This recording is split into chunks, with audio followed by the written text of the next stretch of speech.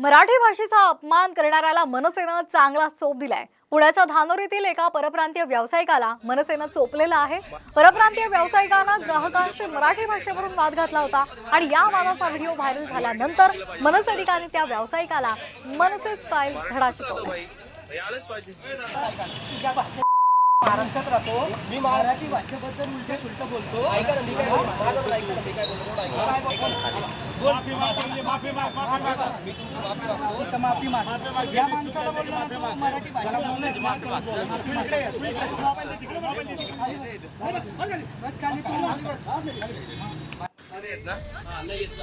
नाही येत ना, आणि मराठी नाही शिकलं पाहिजे महाराष्ट्रात। महाराष्ट्रात राहतो भाई, आलंच पाहिजे। नाही येत ना मराठी, ठीक आहे। हे मेडिकल आहे आणि इथला माणूस म्हणतोय मला मराठी येत नाही, आणि तो मराठीने कंपल्सरी म्हणतो का महाराष्ट्रामध्ये धानोरीमध्ये। माफी माग।